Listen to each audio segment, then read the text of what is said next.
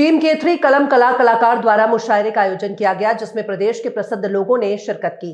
इस मौके पर डॉक्टर मोहम्मद आजम, डॉक्टर परवीन कैफ, कवि गुस्ताख आनंद, कवियत्री डॉक्टर मीनाक्षी दुबे, मदन तन्हाई उपस्थित रहे।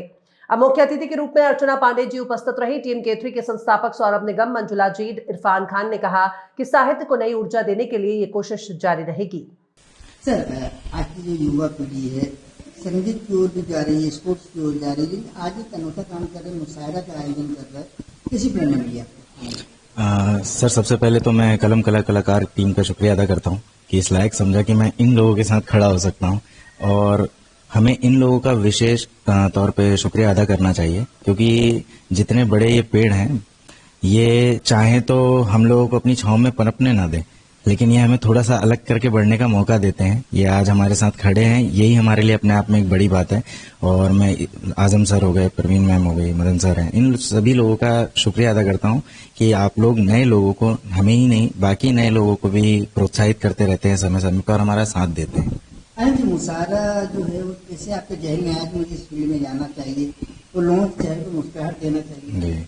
सर, क्या होता है कि मेरा तो ये मानना है, लोग अभी आपने पूछा भी था, लोग गम में, गुस्से में जिस रास्ते पे चले जाते हैं, चाहे वो नशे का हो या किसी और तरीके का, मेरा ये मानना है मतलब व्यक्तिगत तौर पे कि मतलब लिखना, मुशायरा हो, चाहे कवि सम्मेलन हो, चाहे कवि हो, शायर हो, मुझे लगता है अपना गुस्सा निकालने का सबसे अच्छा जरिया है शायरी।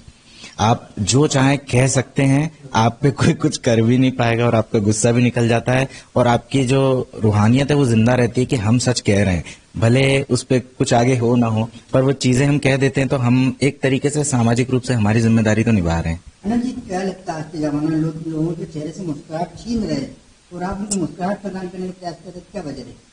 सर, इसकी वजह तो आप मीडिया वाले ज्यादा बेहतर जानते हैं, पर मैं फिर भी ये बताना चाहूंगा कि हम लोगों का काम सिर्फ लोगों को हंसाना नहीं है, हमारा काम उन्हें जगाना है। अब वो हंसते हुए जागे, रोते हुए जागे, ये उनके ऊपर है। कई बार हम देखते हैं शेर शायरी और मुशायरे के माध्यम से बड़े बड़े नेताओं में सच्चाई भी शामिल आती है। सर, अगर आप रुकेंगे ना 10 मिनट तो आपको पता चलेगा हम क्या करने वाले हैं ऊपर। जी सर, आनंद कुमार, कभी आनंद कुमार।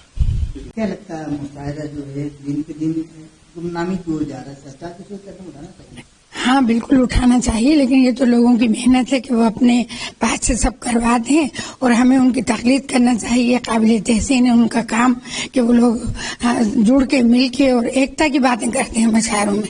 यहाँ ये नहीं होता कि लोगों को निष्पक्ष बातें होती हैं, मोहब्बत की बातें होती हैं, और शायरी तो है ही मोहब्बत का नाम, उसमें उसको मोहब्बत की बातें होती हैं, एकता की बातें होती हैं, समाज में इससे एकता फैलती है। अब यहाँ भी देखिए, हिंदी के भी हैं और उर्दू के भी हैं, ज़बान में भी एकता है, सब मिलके एक उर्दू हिंदी आपस में बहने हैं।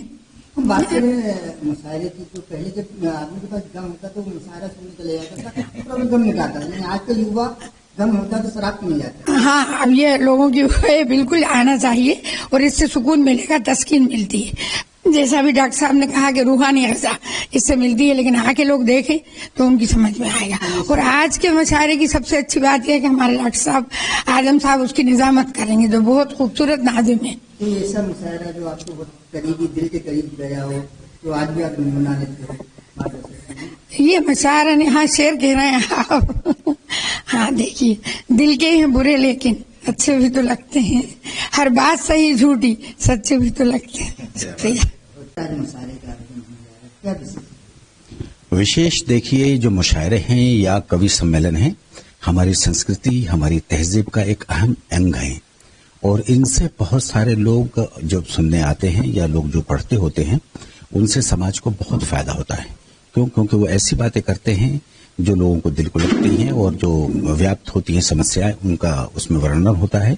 तो अशआर के जरिए या कविताओं के माध्यम से हम ये कोशिश करते हैं कि लोगों को जागृत करें या उनके दिलों को गुदगुदाएं, उनको एक जो साहित्य का जो लुत्फ है, जो साहित्य का जो एक जायका है, वो अगर कहीं मिलता है तो मुशायरों के सिलसिले में मिलता है। और आज का ये मुशायरा इसलिए भी बहुत अच्छा होने वाला है, मुशायरा या कवि सम्मेलन दोनों आप कह सकते हैं, क्योंकि दोनों ही भाषाओं के लोग सम्मिलित रूप से आज यहाँ पे प्रस्तुति देंगे।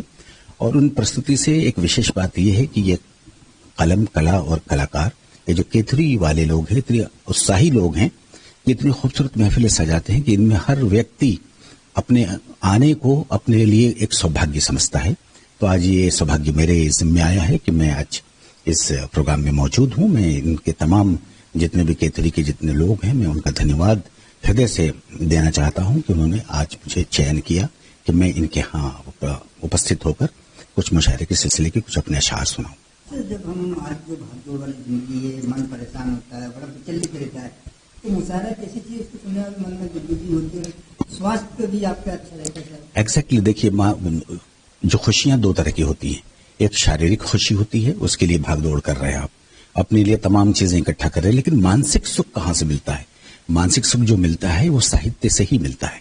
तो साहित्य की जो चीजें होती हैं, आपको दो तरह की ग़िज़ाएं भी होती है। एक कहते हैं जिस्मानी ग़िज़ा, जिस्मानी ग़िज़ा जो हम कुछ खा रहे होते हैं, और एक होती है रूहानी ग़िज़ा।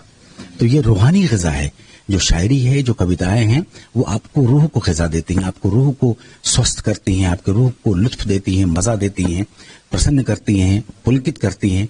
तो ये दोनों चीजें बहुत जरूरी है कि भाग दौड़ की जिंदगी में आपके साथ ये भी हो कि आपके जो आत्मा है, आत्मा को भी कुछ संतुष्टि मिले, उसको भी कुछ लुत्फ आए, उसको भी मजा आए। तो ये सारे आयोजन जो साहित्य के होते हैं, उनका मकसद यही होता है।